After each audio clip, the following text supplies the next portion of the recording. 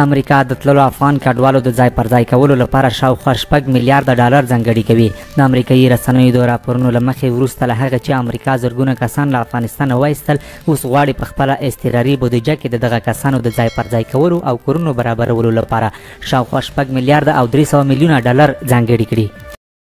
او د امریکا ولسمشر جو بایدن د بریتانیا له لومړي وزیر بوریس جانسون سره پر افغانستان خبرې کړې دي.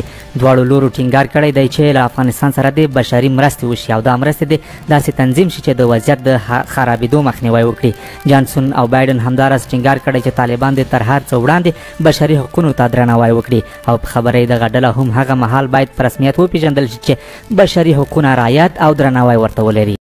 طالب مشرانو خپلو قمندانانو او ځایي چارواکو ته په لیکو کې د تصفیې امر کړی دی. د اسلامي امارت د صفونو د تصفیې کمیسیون په وخت خپره کړې اعلامیه کې ځایي چارواکو او قمندانانو ته لارښوونه کړې چې خپلې لیکې تصفیه کړي او هغه کسان ترې وباسي چې په اخلاقي فساد، مالي فساد، شخصي دښمنیو، د خلکو حقونو په ضایع کولو، چور چپاول، بدیو د خلکو ځورولو او یا نورو بدو اعمالو اخته یا تورن شوي دي.